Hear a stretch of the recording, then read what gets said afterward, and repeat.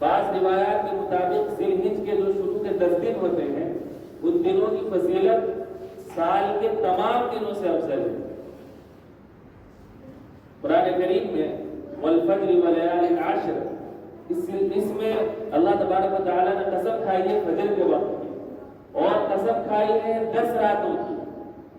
ان 10 رات جو دن کے ساتھ راتیں ہیں، ان 10 راتوں سے اکثر اور جمہور مفسرین کے نزدیک ذی الحج، ماہ ذی الحج کے شروع کے 10 دن مراد ہیں۔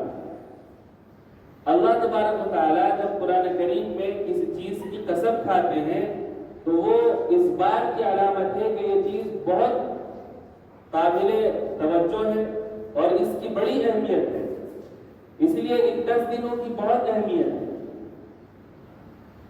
ایک بہت بڑے عالم ہیں حافظ ابن حجر رحمہ اللہ، مشہور محدث ہیں، وہ کہتے ہیں کہ اللہ تبارک و تعالیٰ نے ان دنوں میں تمام عبادتوں کو، جو اہم عبادتیں ہیں وہ سب جمع کر دی ہیں۔ نماز تو ہم پڑھتے ہی ہیں الحمدللہ، صدقہ اور خیرات بھی ان دنوں میں کیا جاتا ہے، روزے 1 ذی الحج سے لے کر کے 9 ذی الحج تک روزے رکھنا مستحب ہے، ہر روزے کی الگ فضیلت ہے۔ 8 روزوں کی فضیلت یہ ہے، 1 تاریخ سے لے کر کے 9 ذی الحج تک، 8 ذی الحج تک ہر روزہ رکھنے سے، نفلی روزہ رکھنے سے 1 سال کے گناہ معاف ہو جاتے ہیں پچھلے۔ پھر عرفے کا روزہ رکھنے سے، 9 تاریخ کا روزہ رکھنے سے اللہ تبارک و تعالیٰ 2 سال کے گناہ معاف کرتا ہے۔ تو روزے والی فضیلت بھی اس میں ہے، نماز والی فضیلت بھی اس میں ہے، صدقہ خیرات والی فضیلت اور عبادت بھی اس میں ہے، اور حج جیسی عبادت جو سال میں صرف 1 مرتبہ ہوتی ہے وہ بھی انہی دنوں میں 9 تاریخ کو حج ہوتا ہے۔ تو جتنی اہم عبادتیں ہیں وہ ساری عبادتیں اس مہینے میں، اس کے شروع عشرے میں 10 دن میں جمع ہو گئی ہیں۔ اس وجہ سے اللہ تبارک و تعالیٰ نے ان دنوں کو بہت اہمیت سے نوازا۔ میں نے عرض کیا تھا کہ رمضان المبارک کی اہمیت سے ہم سب واقف ہیں، اچھی بات ہے، واقف ہونا چاہیے، لیکن ان دنوں کی اہمیت سے ہم میں سے اکثر لوگ ایسے ہیں کہ جو واقف نہیں ہیں۔ واقف ہونا چاہیے اور قدر کرنی چاہیے۔ ان دنوں کے جو اہم اعمال ہیں، حدیث پاک میں اس کی بھی وضاحت آئی ہے، اہم اعمال کی جو ہمیں ان دنوں میں کرنے چاہیے، وہ کیا اعمال ہیں؟ سب سے پہلے اللہ سے توبہ کرنی چاہیے۔ دوسرا اہم عمل ان دنوں میں اگر ہم کوئی نیکی نہ کر سکیں تو گناہ سے بچنا چاہیے، گناہ کے کام نہ کریں، ہمیشہ بچنا چاہیے، لیکن جو مبارک دن ہیں، مبارک راتیں ہیں، فضیلت والے ایام ہوتے ہیں، ان دنوں میں گناہوں سے بچنے کا اہتمام مزید ہونا چاہیے، اس لیے کہ جیسے نیکی کا دام اس میں بڑھ جاتا ہے تو گناہ کی سنگینی بھی ایسے دنوں اور راتوں میں بڑھ جاتی ہے۔ پھر اللہ کے نبی صلی اللہ علیہ وسلم نے ایک اہم عمل بطور خاص ان دنوں میں ہمیں دیا ہے، اور وہ بعض احادیث میں آتا ہے کہ اکثروا فیہن التسبیح والتحمید والتہلیل، کہ جو یہ دن چل رہے ہیں ان میں اللہ تبارک و تعالیٰ کی تسبیح زیادہ سے زیادہ بیان کرو۔ سبحان اللہ، تسبیح ہے اللہ کی، اللہ تبارک و تعالیٰ کی حمد زیادہ سے زیادہ بیان کی جائے، الحمدللہ کہتے ہیں، اللہ تبارک و تعالیٰ کی تکبیر زیادہ سے زیادہ بیان کی جائے، اللہ اکبر، جو تکبیر تشریق ہے، بسم اللہ اللہ اکبر، بسم اللہ لا الہ الا اللہ اللہ اکبر وللہ الحمد، تو یہ صرف جو عرفے کے دن سے لے کر کے جو تکبیر تشریق ہے، ایام تشریق ہے، صرف اسی میں نہیں، ہاں اسی میں بطور خاص نماز کے بعد ہے، لیکن ان 10 دنوں کا خاص عمل چلتے پھرتے اٹھتے بیٹھتے یہ ہے کہ زیادہ سے زیادہ تسبیح، زیادہ سے زیادہ تکبیر، زیادہ سے زیادہ لا الہ الا اللہ کا ورد، زیادہ سے زیادہ سبحان اللہ کہنا، زیادہ سے زیادہ اللہ اکبر کہنا، یہ کرنا چاہیے۔ یہاں بہت سے لوگ بیٹھے ہوئے ہیں، اگر میں پوچھوں صبح سے کسی نے کوئی تسبیح تکبیر تحلیل پڑھی ہو تو شاید کسی نے پڑھی ہو، اس لیے کہ توجہ نہیں ہے، حالانکہ ان دنوں کا ایک خاص عمل ہے۔ بعض صحابہ اکرام کے بارے میں آتا ہے کہ وہ ان دنوں میں بازار میں جاتے تھے اور بازار میں جا کر کے بآواز بلند یہ تسبیح تکبیر اور تحلیل کا اہتمام کرتے تھے، اور ان کو دیکھ کر کے دیگر حضرات کو بھی یاد آ جاتا تھا کہ ہاں ان دنوں میں یہ کام کرنا ہے، چنانچہ وہ بھی کرتے تھے۔ ہمارے معاشرے میں ان اعمال سے بے توجہی بہت بڑھتی چلی جا رہی ہے۔ اس بے توجہی جو بڑھ رہی ہے دین سے اور احکام دین سے اور دین کے مسائل سے، اسی کو ختم کرنے کی چھوٹی موٹی کوششیں کی جاتی ہیں کہ چلیے جی کوئی آ جائے اور بات چیت کر لے، عوام میں ذرا سی بیداری آئے۔ تو کیا اہم عمل ہے ان دنوں کا؟ تسبیح پڑھنی ہے، تکبیر اور لا الہ الا اللہ، زیادہ سے زیادہ جتنا ہو سکے، کوئی تعداد نہیں۔ اکثروا فیہن، اللہ کے نبی نے کیا فرمایا؟ ان دنوں میں زیادہ سے زیادہ یہ کام کرنا ہے۔ کم سے کم ایک تسبیح صبح میں پڑھ لیں، ایک تسبیح شام میں پڑھ لیں، کچھ تو ہو کم از کم، نہ ہونے سے تو بہتر ہے۔ یہ ان دنوں کا خاص عمل ہے۔ پھر اللہ تبارک و تعالیٰ نے، میں نے شروع میں عرض کیا کہ ایک خاص عمل تو یہ ہے، دوسرا خاص عمل روزہ رکھنا ہے۔ بہتر یہ ہے کہ شروع کے 9 دنوں کے مسلسل سب روزے رکھے جائیں، لیکن سب نہیں رکھ سکتے تو ایک دن چھوڑ کر کے دوسرے دن روزہ رکھ لیں، نفلی روزے ہیں، تیسرے دن رکھ لیا جائے۔ نفلی روزوں کا مطلب یہ ہے کہ رکھیں گے تو بہت زیادہ ثواب کی بات ہے، نہیں رکھیں گے تو کوئی گناہ بھی نہیں ہے، لیکن بہرحال اپنے طور پہ ہمیں کوشش کرنی چاہیے کہ اعمال جتنے زیادہ ہو جائیں اتنا اچھا ہے۔ اور 9 تاریخ کا روزہ اس کی الگ سے فضیلت حدیث میں آئی ہے، اس لیے اگر کوئی شخص 1 سے لے کر کے 8 روزے نہ رکھ سکے کسی وجہ سے، تو کم سے کم 1 دن کا روزہ اس کو لازماً رکھنا چاہیے، یعنی عملی اعتبار سے لازم کر لے۔ شریعت میں تو لازم اتنا نہیں کیا ہے، مستحب ہے، لیکن بہرحال اس کی فضیلت بہت ہے۔ اللہ کے نبی صلی اللہ علیہ وسلم اس روزے کو کبھی چھوڑتے نہیں تھے، حدیث سے بات کرتا ہے۔ 9 تاریخ کے بعد میں پھر 10 تاریخ آئے گی۔ 10 تاریخ سے آپ کو پتا ہے 10، 11، 12 ان 3 دنوں میں اللہ کے لیے ہمیں اپنے جانوروں کی قربانی کرنی ہے۔ قربانی بہت اہم عمل ہے۔ قربانی کا مطلب یہ ہے کہ بندہ ان 3 دنوں میں اللہ کے قرب اور اللہ کی نزدیکی حاصل کرنے کے لیے جو جانور اللہ کی راہ میں قربان کرتا ہے اسے قربانی کہتے ہیں۔ قربانی کر کے بندہ اللہ کے قریب ہو جاتا ہے، اس لیے اس کو قربانی کہا جاتا ہے۔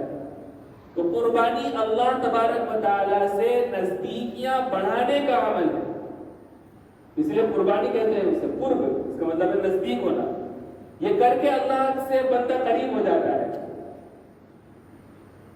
اس کا بڑا اہتمام کیا جاتا ہے اور کیا جانا چاہیے، جتنا ہو رہا ہے اس سے بھی زیادہ ہونا چاہیے۔ قربانی اتنا پسندیدہ عمل ہے کہ یہ کوئی نئی بات نہیں۔ حضرت آدم علیہ السلام جو ہم سب کے جد امجد ہیں اور دنیا کے پہلے انسان ہیں، ان کے زمانے سے لے کر کے اب تک کوئی امت ایسی نہیں ہے جس میں اللہ نے قربانی کا عمل نہ رکھا ہو۔ بعض عبادت ایسی ہے کہ اللہ تبارک و تعالیٰ نے سب کو وہ عبادتیں دی ہیں، ان عبادتوں میں قربانی بھی ہے۔ قرآن کریم میں ہے وَلِكُلِّ أُمَّةٍ جَعَلْنَا مَنسَكًا لِيَذْكُرُوا اسْمَ اللَّهِ عَلَىٰ مَا رَزَقَهُمْ۔ ہر امت کے لیے ہم نے قربانی کو مقرر کیا ہے، کسی نہ کسی شکل میں قربانی ہے۔ اور اب بھی جتنی قومیں پائی جاتی ہیں، جتنے مذاہب پائے جاتے ہیں، ان میں کسی نہ کسی شکل میں قربانی کا تصور ضرور موجود ہے۔ ہاں، اس قربانی کو جو نیا رنگ اور آہنگ ملا ہے وہ حضرت ابراہیم علیہ السلام کے عمل کی وجہ سے ملا ہے۔ اس لیے ایک مرتبہ صحابہ نے پوچھا، یا رسول اللہ، یہ قربانیاں کیا ہیں جو ہم قربانی پیش کرتے ہیں، ان کی حقیقت کیا ہے، ان کی حیثیت کیا ہے؟ تو اللہ کے نبی صلی اللہ علیہ وسلم نے فرمایا، یہ سنت ابیکم ابراہیم، یہ جو ہم قربانیاں کرتے ہیں یہ تمہارے باپ ابراہیم کی سنت ہے۔ ظاہر سی بات ہے، حضرت ابراہیم نبیوں کے باپ ہیں اور نبی ساری امت کے باپ ہوتے ہیں۔ انسان کو اپنے باپ دادا سے محبت ہوتی ہے، ان کے طریقوں سے بھی محبت ہوتی ہے۔ اللہ کے نبی صلی اللہ علیہ وسلم نے صحابہ کو سمجھایا کہ کوئی نیا طریقہ نہیں ہے، تمہارے باپ جو حضرت ابراہیم ہے وہ ان کا طریقہ ہے۔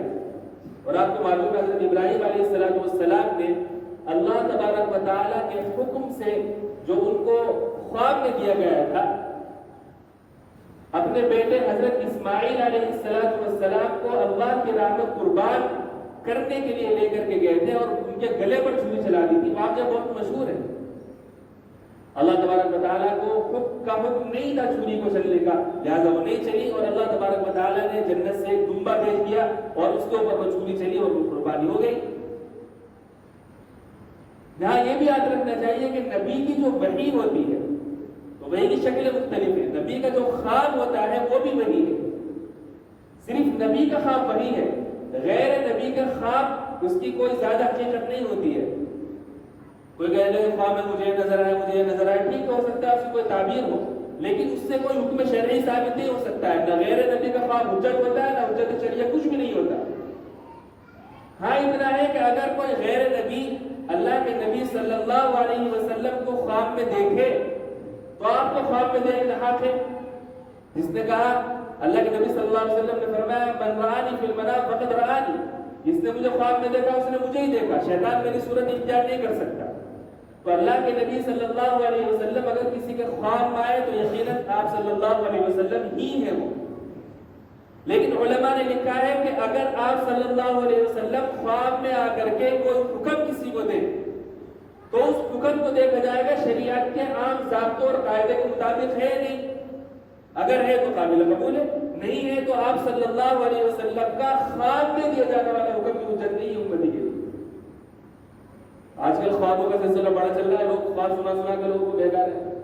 اس لیے اتنی وضاحت مجھے کرنی پڑی. یہ خواب دے رہا ہے کہ فلاں صاحب نے یہ خواب کی حیثیت سمجھ لیجیے. خواب نہیں، زندگی جو بیداری میں اعمال ہے وہ کیا جائے. جو بیداری میں احکام ہے، دین تو مکمل ہو چکا ہے. اب اس میں خواب کے ذریعے سے مزید کچھ اضافے کی گنجائش نہیں. نبی کا خواب البتہ وحی ہوتا ہے. حضرت ابراہیم علیہ السلام نے خواب میں دیکھا تھا کہ وہ اسماعیل کو ذبح کر رہے ہیں. انہوں نے ذبح کیا. 13 سال کی عمر تھی حضرت اسماعیل علیہ السلام کی اس وقت، اور حضرت ابراہیم علیہ السلام کی عمر 87 سال تھی. بڑھاپے کی اولاد تھی، کیونکہ وہ اولاد نہیں ہوئی اس وقت تک. بڑی تمناؤں سے، آرزوؤں سے مانگا تھا اللہ تبارک و تعالیٰ سے. اللہ تبارک و تعالیٰ نے بڑی تمناؤں کے بعد میں ایک بیٹا دیا، بڑا فرما بردار، بڑا اطاعتیار، بڑا نیک نہاد. سب چیزیں جو اچھی ایک محبت کی ہوتی ہیں اولاد میں، وہ سب حضرت اسماعیل علیہ السلام کے اندر تھی. اللہ تبارک و تعالیٰ اپنے خاص بندوں کا امتحان بھی بہت سخت لیتا ہے. حضرت ابراہیم علیہ السلام کے بہت سے امتحانات ہوئے، 4 امتحان ان کے بڑے مشہور ہیں. ان میں سے ایک امتحان یہ بھی ہے کہ حضرت اسماعیل علیہ السلام کے بارے میں کہا کہ اس کو قربان کرو. چنانچہ اللہ تبارک و تعالیٰ کہ وہ بھی بڑے مخصوص بندے تھے، خاص بندے ہیں، تو خاص قسم کا اعلیٰ درجے کا امتحان آیا. قربانی کرنے کا حکم دے دیا گیا، چھری چلا دی گئی. لیکن اللہ تبارک و تعالیٰ کو ان کا جذبہ دیکھنا تھا. حضرت اسماعیل کی گردن نہیں چاہیے. ایسے ہی جب ہم قربانی اللہ کی بارگاہ میں پیش کرتے ہیں تو اللہ تبارک و تعالیٰ ہمارے دلوں کے جذبات کو دیکھتا ہے کہ دل کے اندر کیا جذبہ ہے اس کے. اس لیے اللہ تبارک و تعالیٰ نے کہا ہے قرآن کریم میں لن ینال اللہ لحومها ولا دماؤها ولکن ینالہ التقوی منکم. جب تم قربانی کرتے ہو تو قربانی کے جانور کا اللہ تبارک و تعالیٰ کو گوشت نہیں پہنچتا، اس کا خون نہیں پہنچتا. ورنہ تو ہم جب قربان کریں تو قربانی کا جانور اٹھ کر کے آسمان میں چلا جائے گا، وہ تو وہیں پڑا رہتا ہے. البتہ اگر اللہ تبارک و تعالیٰ کی بارگاہ میں تمہاری طرف سے کوئی چیز پیش ہوتی ہے تو وہ تمہارے دلوں کا تقویٰ ہے. تمہارے اندر اللہ سے خوف کھانے، اللہ سے ڈرنے کی جو اسپرٹ ہے، کس جذبے کے ساتھ تم نے قربانی کی ہے، وہ جذبہ تمہارا اللہ تبارک و تعالیٰ کی بارگاہ میں پہنچتا ہے. ولیکن ینالہ التقوی منکم. اس لیے جب ہم قربانی کریں تو قربانی کریں خوش دلی کے ساتھ کریں، اچھی نیت کے ساتھ کریں. نہ تو اس میں یہ ہونا چاہیے دکھلاوا کہ دیکھو جی ہم تو بڑی قربانی کر رہے ہیں، ہم نے بڑا مہنگا جانور خریدا ہے، ہم نے بکرا خریدا ہے، ہم نے اتنی قربانی کر دی، ہمارے اتنے حصے ہیں اور یہ ہے. یہ تو دکھلاوا ہو گیا. اور آپ کو معلوم ہے کہ جب کسی شرعی عمل میں ریاکاری آ جائے، دکھلاوا آ جائے تو اس شرعی عمل کا بیڑا غرق ہو جائے، ختم. کوئی اجر و ثواب اللہ تبارک و تعالیٰ کے یہاں اس کا مرتب نہیں ہوتا. جو دکھلاوا اور ریاکاری ہے اللہ تبارک و تعالیٰ کے نبی نے اسے شرک اصغر کا ہے، چھوٹا شرک ہے. اور آپ کو معلوم ہے شرک نہ بڑا اللہ کے یہاں قابل قبول ہے نہ چھوٹا قابل قبول ہے. کسی بھی طرح کی شرک اللہ کے یہاں قابل قبول نہیں ہے. کوئی بڑا شرک کرے وہ بھی ناقابل قبول، اس کی بھی مغفرت نہیں. چھوٹا شرک یہ ہے کوئی عمل کرے اور دکھلاوا کرے. میں بات چیت کر رہا ہوں، دکھلاوا کروں خدا نہ خواستہ، تو میرا یہ عمل قابل قبول نہیں ہے اللہ کی بارگاہ میں. اس لیے کسی بھی عمل کو مقبول ہونے کی پہلی شرط، کسی بھی عمل کے مقبول ہونے کی تقوی، اخلاص، للہیت، اللہ کے لیے کام کیا جائے. پھر اللہ تبارک و تعالیٰ نے جو قربانی کا حکم دیا ہے سب کو نہیں دیا، اس کے لیے قید لگا دی کہ اصلاً ان لوگوں کے لیے جو صاحب نصاب ہے، جو صاحب استطاعت ہے، جو حیثیت رکھتے ہیں قربانی کرنے کی. اس لیے وہ قربانی میں مال خرچ ہوتا ہے. ہر کسی کے پاس تو مال نہیں ہوتا، کبھی کبھی تھوڑا سا ہوتا ہے، کبھی اتنا ہوتا ہے کہ آدمی صرف اپنا پیٹ بھر سکتا ہے، مزید اس میں کچھ بھی نہیں کر سکتا، تو ایسے لوگوں کے لیے شریعت نے ایک معیار مقرر کر دیا ہے، اگر آپ کے پاس مال ہے اور اس معیار تک پہنچ جائے تو آپ کے اوپر قربانی واجب ہے۔ کیا ہے وہ معیار؟ معیار یہ ہے کہ اگر آپ کے پاس آپ کی ضرورت سے زائد 61 تولہ چاندی یا اس کی قیمت یا اس کے بقدر ضرورت سے زائد سامان ہے تو آپ کے اوپر قربانی واجب ہے۔ 61 تولہ چاندی، یہ نہیں، اب میں مسائل بیان کرنا شروع کر رہا ہوں، اس لیے سمجھنے کی ضرورت ہے۔ 61 تولہ چاندی یا اس کی قیمت یا اس کی قیمت کا زیور یا اس کی قیمت کا بینک بیلنس، چاہے اس کے پاس ہو، چاہے بینک میں ہو، چاہے کہیں بھی ہو، اتنا اگر کسی کے پاس ہے تو اس شخص کے اوپر قربانی ضروری ہے اس کے لیے کرنا۔ یہ ہوتا ہے صاحب نصاب۔ یہاں پر میں نے ایک لفظ کہا ہے ضرورت سے زائد سامان۔ یہ ضروری ہے کہ ہمارے جو بہت سے سامان ہوتے ہیں گھر میں، کچھ تو ضرورت کے ہوتے ہیں۔ ضرورت سے مراد یہ ہے کہ سال بھر میں کبھی نہ کبھی ان کی ضرورت پڑ جاتی ہے۔ ہمارا موبائل ہے، کوئی لیپ ٹاپ ہے، لکھنے پڑھنے والا آدمی، اس کی کتابیں ہیں، گھر کے برتن ہیں عام استعمال کے جو روزمرہ استعمال ہوتے ہیں، کپڑے ہیں ہمارے پہننے کے جو ہم پہنتے رہتے ہیں، گرمی کے الگ، سردی کے الگ۔ اسی طریقے سے گھر پہ فریج رکھا ہوا ہے، وہ بھی ضرورت کا ہے، واشنگ مشین ہے، یہ بھی ضرورت میں داخل ہے۔ لیکن بہت سے سامان گھر میں ایسا ہوتا ہے اس کی کوئی ضرورت نہیں پڑتی پورے سال۔ مثلا ہمارے گھر میں بڑے بڑے پتیلے رکھے رہتے ہیں، دیگ ٹائپ کے رکھے ہوئے ہیں آرام سے، پیتل کے، تانبے کے، پورے سال کبھی استعمال میں نہیں آتے، بس رکھے، وہ جہیز میں مل گئے کسی کو اور رکھ دیا اٹھا کر کے، پورے سال میں بھی استعمال میں نہیں آتے، ایک بھی مرتبہ ہو۔ تو اب یہ برتن ضرورت سے زائد ہے۔ جب قربانی کا حساب ہم لگائیں گے کہ ہمارے اوپر قربانی ہے کہ نہیں، تو یہ جو برتن ہیں جو سال بھر استعمال میں نہیں آتے ان کی قیمت بھی جوڑی جائے گی، کتنے کے ہو گئے وہ۔ بعض مرتبہ کپڑے کسی کے پاس بہت سارے ہوتے ہیں، 30-40 جوڑے کپڑے ہیں، اب اتنے زیادہ تو استعمال میں آتے نہیں، یہ سب ضرورت سے زائد ہے۔ اس لیے جو 5-6-7 جوڑے کپڑے جتنا آدمی کا ایک معیار ہوتا ہے، اس سے زائد کپڑے جو ہیں وہ سب ضرورت سے زائد ہے، سب کی قیمت لگے گی۔ بعض مرتبہ ہمارا کوئی فرنیچر خراب ہو گیا، ہم نے اٹھا کر کے اسے چھت پہ ڈال دیا، ایک طرف کہیں کونے کونے میں ڈال دیا، استعمال میں نہیں آتا، کوئی اس میں بیٹھا نہیں، بس ایک طرف پڑا ہوا ہے، چارپائی ٹوٹ گئی، ایک طرف ڈال دیا ہم نے۔ اگر ہم اسے بیچیں تو بک جائے گی، فرنیچر بک جائے گا۔ ایسے ہی کوئی کرسی ٹوٹ گئی ادھر ڈال دی، بک سکتی ہے وہ۔ تو یہ جو ٹوٹا پھوٹا سامان ہم اٹھا کر کے ایک طرف ڈال دیتے ہیں، یہ سامان بھی ضرورت سے زائد ہے، ان کی قیمت بھی جوڑی جائے گی۔ عام طور پر غفلت رہتی ہے اس معاملے میں، ہم سوچتے ہیں کہ سونا چاندی ہوگا، بینک بیلنس ہوگا، صرف اسی کی وجہ سے قربانی واجب ہوگی۔ حالانکہ یہ سب سامان ایسے ہیں کہ ان کی بھی قیمت جوڑ کر کے، ان کی وجہ سے بھی اگر قیمت نصاب کو پہنچ جائے، اور نصاب میں نے بتایا 61 تولہ چاندی، آج کل کے حساب سے 61 تولہ چاندی اس کی نصاب کو پہنچ جائے تو پھر قربانی اس کے اوپر واجب ہو جائے گی۔ تو یہ ضرورت سے زائد سامان جتنے ہیں سب کے اوپر، سب کی وجہ سے قربانی واجب ہو جاتی ہے۔ پھر بعض مرتبہ ہم یہ سمجھتے ہیں کہ جی گھر میں اگر ہمارے ابا نے کر لی قربانی تو بس کافی ہے، اب مزید ضرورت نہیں ہے۔ گھر میں 4 آدمی ہیں، ماشاءاللہ ایک آدمی ہے، 4 بیٹے ہیں، اس کے 2 بیٹے 3 بیٹے بہت ہوتے ہیں، سارے کما رہے ہیں، ٹھیک ہے۔ اب اگر بعض مرتبہ ہر بیٹا، ہر آدمی گھر کا اتنا کماتا ہے کہ اگر اس کی کمائی جوڑی جائے، اس کے بعد جو بینک بیلنس ہے وہ جوڑا جائے تو وہ آدمی صاحب نصاب بن جائے۔ الگ الگ سب کے بینک کے اکاؤنٹ کھلے ہوئے ہیں، سب کے پاس سامان ہے، سب کے پاس زیور ہے، ابا کے پاس بھی ہے۔ اب یہ 4-5 آدمی سوچتے ہیں کہ جی بس ابا نے کر لیا، یا کسی گھر کے بڑے ذمہ دار نے قربانی کرنی ہوگی، سب کے ہمیں الگ سے کرنے کی ضرورت نہیں۔ حالانکہ ایسا کچھ نہیں ہے۔ اگر والد صاحب صاحب نصاب ہے تو وہ اپنی قربانی الگ کرے، والدہ صاحب نصاب ہے تو وہ ان کی قربانی الگ ہوگی۔ گھر کے اندر کوئی اور بیوی ہے تمہاری اور اس کے پاس زیور ہے، جو کہ عام طور پر ہوتا ہے، یہ آپ یہ بھی سمجھ لیجیے کہ عورتوں کے پاس، ہماری عورتوں کے پاس اکثر و بیشتر زیور ہوتا ہے، اور اس زیور کی وجہ سے وہ صاحب نصاب ہوتی ہے، لیکن ان کو یہ نہیں پتا کہ ہمارے اوپر قربانی واجب ہے کہ نہیں واجب۔ اللہ کے ہاں یہ رسول قابل قبول نہیں ہوگا کہ ہمیں پتہ نہیں تھا، جی ہمیں کسی نے بتایا نہیں تھا۔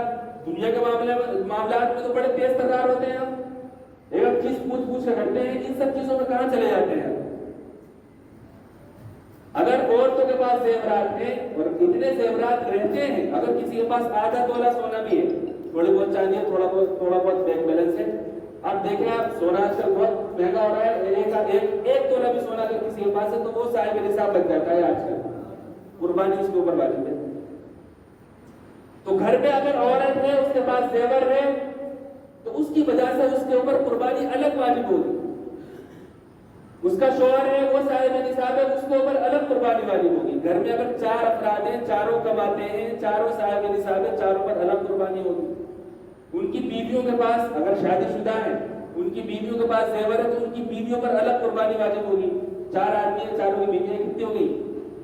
8. ایک ابا ہے، ایک امی ہے، اگر سب صاحب نصاب ہے تو 10 قربانی تو ایک گھر کو ہو جائے گی. کتنی بتائیں کرتے ہیں ہم. بعض لڑکے سمجھتے ہیں کہ ابھی تو ہماری شادی میں نہیں، کمائی تو رہے ہیں ہم، شادی نہیں ہوئی ہے، لہذا وہ سمجھتے ہیں کہ شادی نہیں ہوئی تو قربانی نہیں کرنی ہے. ایسا ہرگز نہیں ہے.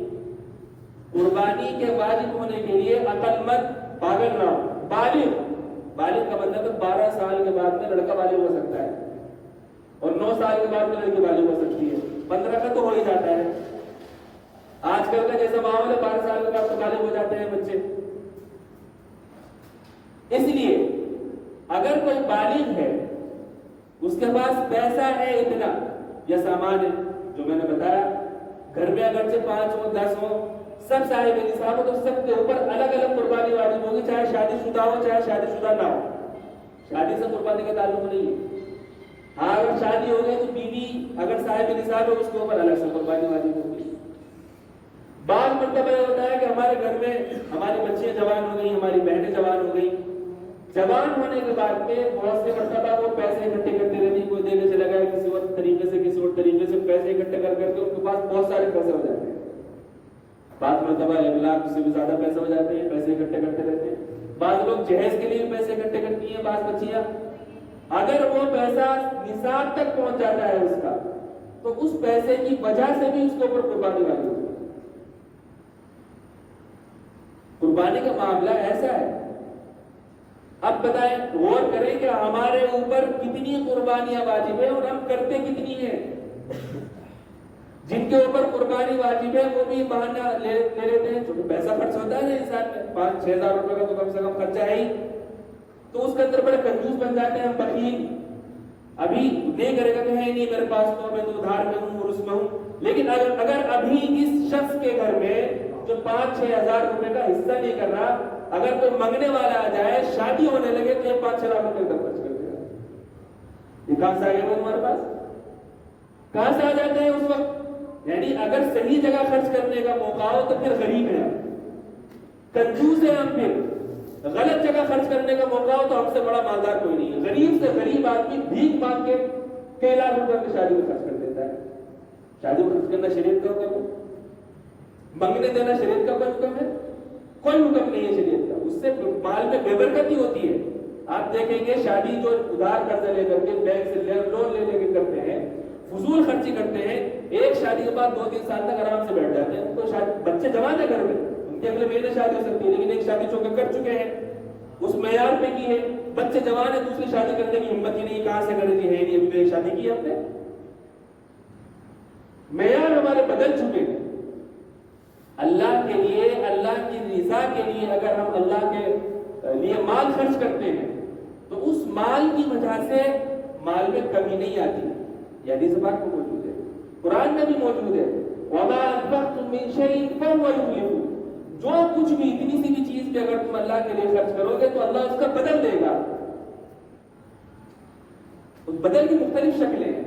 عبداللہ ابن مسعود رضی اللہ تعالیٰ فرماتے ہیں کہ قسم کھا کر فرماتے ہیں کہ اللہ کی راہ میں خرچ کرنے سے کبھی مال میں کمی نہیں ہوتی. بتا دیں جو لوگ قربانی کرتے ہیں کہ کبھی ان کے مال میں کچھ کمی ہو گئی ہو. ہاں ایسا ہوتا ہے کہ اللہ کے لیے آپ نے خرچ کیا ہے تو اللہ تبارک و تعالیٰ تو بڑا بے نیاز ہے. اگر آپ 1 خرچ کرو گے تو 10 تو ملتے ہی ہیں. ضابطہ ہے اگر اخلاص آپ کا بڑا ہوا ہے تو 70 اور اس سے زیادہ بھی مل جاتا ہے اجر و ثواب. کسی نہ کسی بھی شکل میں مل جاتا ہے. ہم نے مال 5000 خرچ کر دیے، اب اس کا اثر یہ ہوگا کہ خدا نہ خواستہ آپ کے اوپر کوئی مصیبت آنے والی ہے. کوئی مصیبت ایسے آنے والی تھی کہ آپ کا اس میں 5 لاکھ روپے خرچ ہوتے. مصیبت آئی اتنی ہلکی آئی کہ 50,000 میں کام بن گیا. کتنے بچے آ گئے؟ 4.5 لاکھ روپے بچ گئے آپ کے. یہ جو 4.5 لاکھ روپے بچے ہیں، ہو سکتا ہے کہ آپ نے اس وقت قربانی کی ہے، کسی کو صدقہ دیا ہے، کسی کو خیرات کیا ہے، اس خیرات کرنے، اس صدقہ دینے، اس قربانی کرنے کی وجہ سے آپ کو بڑی مصیبت نہ آ سکتی تھی۔ ہاتھ پیر ٹوٹ ایکسیڈنٹ ہوا، ہاتھ پیر ٹوٹ سکتے تھے، سر پھوٹ سکتا تھا، لیکن چھوٹی موٹی چوٹ پہ کام بن گیا، خرچ تو بچ گیا نا آپ کا، بچ گیا ہے 4-5 لاکھ روپے بچ گئے۔ تو یہ ہوتا ہے جو ہم نے اللہ کے لیے، اللہ کی رضا جوئی کے لیے اخلاص کے ساتھ جو اس کے راہ میں خرچ کیا ہے، اس کا یہ اجر اور ثواب بھی مل جاتا ہے۔ مختلف شکلیں ہوتی ہیں، ہم سمجھتے ہیں کہ نہیں اگر ہم نے 5,000 خرچ کیے ہیں تو 50,000 گڈی ہے، جب تک ہمارے ہاتھ میں آئی ہم سمجھیں گے کہ پیسے بڑھیں گے، تو بڑھنے کی شکل الگ الگ ہے، میں عرض کر رہا تھا۔ تو خیر بات یہ ہے کہ قربانی ہر صاحب نصاب پر ہے، چاہے وہ گھر میں کتنے بھی افراد ہیں، اور قربانی خوش دلی سے کرنی چاہیے، اخلاص کے ساتھ کرنی چاہیے، اس میں بخیل اور کنجوس نہیں بننا چاہیے۔ اللہ کے نبی صلی اللہ علیہ وسلم نے فرمایا من لم یضحی فلا یقربن مصلانا، جو شخص قربانی کرنے کی طاقت رکھتا ہو، اس کے اوپر قربانی اللہ کے نبی نے واجب فرمائی ہو، صاحب نصاب ہے، پھر بھی قربانی نہ کرے تو پھر وہ ہماری عیدگاہ میں نہ آئے۔ یعنی اللہ کے نبی ایسے شخص سے اپنی ناراضگی کا اظہار کر رہے ہیں، یہ ایسا ہی بھائی اگر تم نے ہماری دعوت کی شرکت نہیں کری، ہمارے گھر قدم مت رکھنا، تو کہتے کہ نہیں کہتے؟ بھائی ہمارے یہاں شادی تھی، اگر نہ آئے گا تو ہمارے گھر قدم مت رکھنا، کتنا برا لگے گا۔ ایسے ہی ہے، اللہ کہتے ہیں کہ اگر قربانی نہیں کی استطاعت کے باوجود تو عیدگاہ میری ہے، مسجد میری ہے، جہاں نماز ہو رہی ہے عید کی، وہاں پر قدم رکھنے کی تمہیں کس منہ سے جاؤ گے؟ تم اللہ کے حکم کو پورا نہیں کر رہے اور منہ اٹھا کر کے چلے جاؤ گے نماز پڑھنے، کیسی بےغیرتی ہے۔ اس لیے یہ تو واجب ہے، واجب نہ بھی ہو انسان اگر کر لے تو ایسا نہیں کہ گناہ ملے گا اسے، انشاءاللہ اجر و ثواب بھی ملے گا اسے۔ کیا جاتا ہے قربانی کرنے میں؟ اور قربانی پہلے زمانے میں جو قربانی ہوتی تھی، بندے قربانی کرتے تھے اور اس کا گوشت خود نہیں کھا سکتے تھے، وہ آسمان سے ایک آگ آتی تھی اور وہ قربانی جو کی ہوئی ہے اس آگ کر کے جلا دیا کرتی تھی۔ اگر آگ نے اس قربانی کو جلا دیا تو سمجھو کہ مقبول ہو گئی، نہیں جلایا تو مردود ہو گئی، کھا نہیں سکتے۔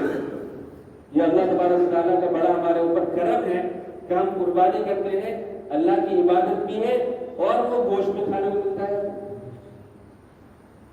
گوشت بھی کھانے کو ملتا ہے، یعنی ہم اپنی قربانی میں سے کھا بھی سکتے ہیں۔ پہلے قوموں کے اندر یہ نہیں ہوتا تھا، آگ آتی تھی جلا دیتی تھی، ختم، قربانی ہو گئی۔ ہمارے یہاں تو ایسا نہیں ہے، ہماری امت میں اللہ تبارک و تعالیٰ نے بڑا ہمارے اوپر رحم فرما رکھا ہے۔ اس لیے جو لوگ صاحب استطاعت ہیں وہ غور کریں اور غور کر کے دیکھیں ہمارے اوپر قربانی واجب ہے کہ نہیں، گھر میں کتنے افراد ہیں کہ ان کے اوپر قربانی واجب ہے۔ ایک آدمی کی قربانی سے پورے گھر کا کام نہیں چلتا ہے، جتنے لوگوں کے اوپر واجب ہے سب کی طرف سے کرنی ضروری ہے۔